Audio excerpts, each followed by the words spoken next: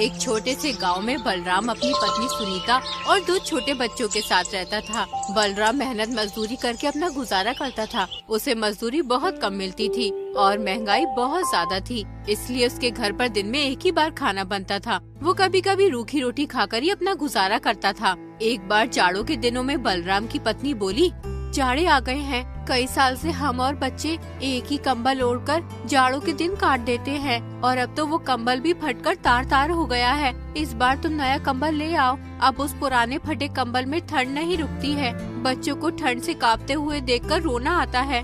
बच्चों को देखकर मुझे भी रोना आता है। मैं एक बदनसीब बाप हूँ जो घर में एक कंबल भी नहीं ला सकता। सुनीता, तुम तो जानती हो मेरी रोज की कमाई से हमारे घर का गुजारा बहुत मुश्किल से हो पाता है। ऐसे में मैं कंबल कहाँ से ला सकता हूँ? एक कंबल की कीमत कम से कम 10 रुपए होगी और मैं दिन में बड़ी मुश्किल से ही 1 रुपया कमा पाता हूँ। मेरे पास 5 रुपए हैं। ये 5 रुपए मैंने बड़ी मुश्किल से जमा किए हैं। तुम्हारे 5 रुपए हरिया किसान पर निकलते हैं। तुम उससे 5 रुपए लेकर एक कंबल ले आओ।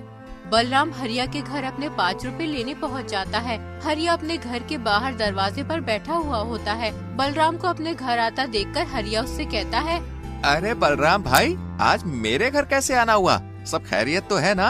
हाँ भैया, ऊपर वाले का शुक्र है। दरअसल मैं तुम्हारे पास अपने उधार दिए हुए 5 रुपए लेने आया हूँ। मुझे एक कंबल लाना है। बगैर कंबल के रात काटनी मुश्किल हो जाती है। बलराम भाई, तुम्हारा दुख मैं समझ सकता हूँ, लेकिन मेरी परिस्थिति भी कुछ सही नहीं है। इस समय घर में 1 पैसा भी मौजूद नहीं है। तुम अपने 5 रुपए फिर कभी ले जाना। उतने में ही हरिया की पत्नी आ जाती है।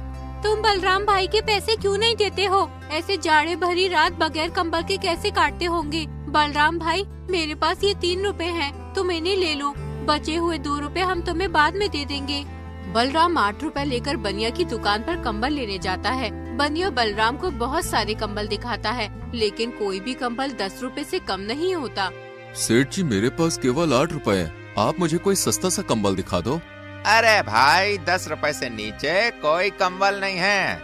सेठ जी, तुम मुझे ये 10 रुपए वाला कंबल दे दो, मैं तुम्हें 2 रुपए 2-4 दिन में दे दूंगा। हम ऐसे कंगालों को उधार नहीं देते। कौन पीछे पीछे फिरे? जाओ अपनी राह लो। 1 घंटा खराब करवा दिया। जेब में 8 रुपए ली है और कंबल लेने चला है 10 रुपए वाला।